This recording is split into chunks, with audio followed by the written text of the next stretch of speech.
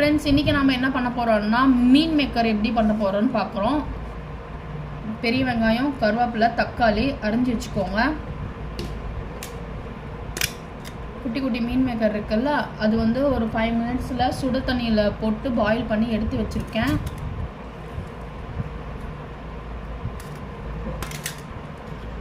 தேவையான மசாலாக்கள்: காரம், கறி மசாலா, கொத்தமல்லி தூள், தேவையான அளவு இஞ்சி பூண்டு. ஃப்ரெண்ட்ஸ், அடுப்பில் வந்து குக்கர் வச்சுருக்கேன். குக்கரில் நமக்கு தேவையான அளவு எண்ணெயை ஊற்றிக்கோங்க.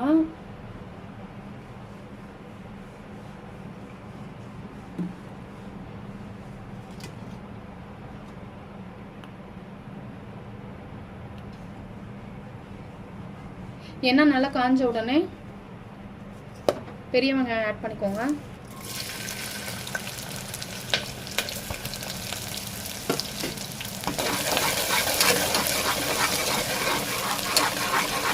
பெரிய வெங்காயம் நல்லா வதங்க விடுங்க.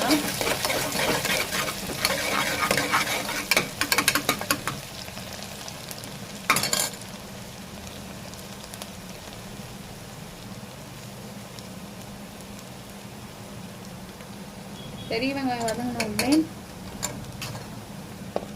அரிஞ்சு வச்சிருக்க தக்காளி பழத்தையும் ஆட் பண்ணிக்கோங்க.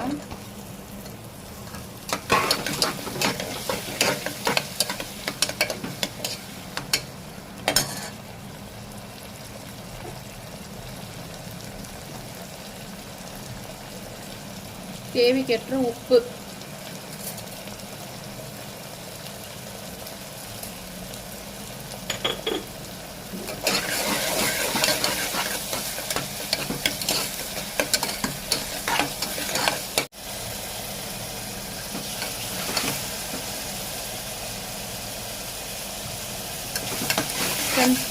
தக்காளி வதங்கிடுச்சு. தக்காளி வதங்கின உடனே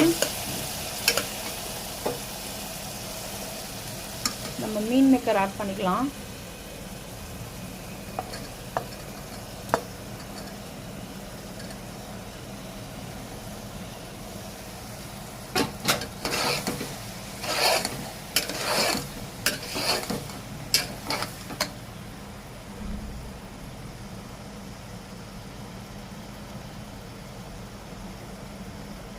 மீன் மேக்கர் ஆட் பண்ண உடனே இஞ்சி பூண்டு பேஸ்ட் வச்சுருக்கோம் இல்லையா, இஞ்சி பூண்டு பேஸ்ட்டும் ஆட் பண்ணிக்கலாம்.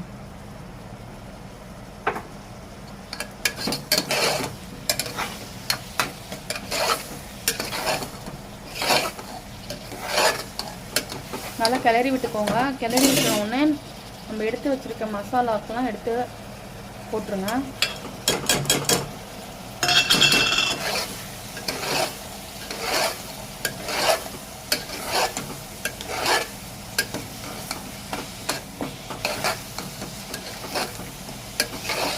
நல்லா பச்சை வாசனை போகிற வரைக்கும் நல்லா கிளறி விடுங்க, இல்லைன்னா அடி பிடிக்கும்.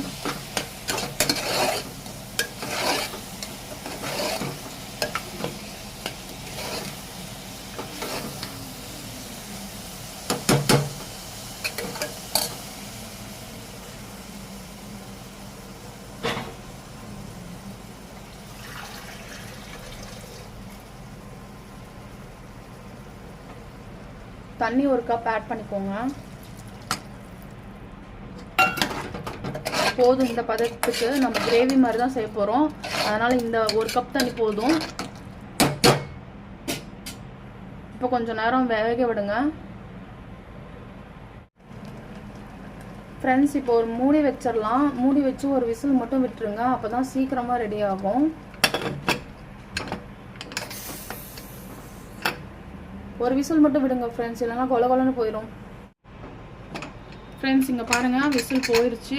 எடுக்க போகிறோம். எப்படி இருக்குன்னு பார்க்கலாம்.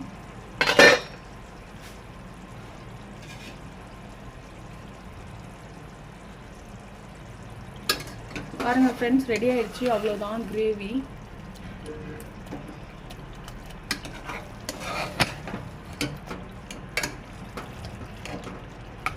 சிம்பிள் டிஷ் தான் ஃப்ரெண்ட்ஸ். ஈஸியாக வீட்லேயே நீங்களும் ட்ரை பண்ணி பாருங்கள்.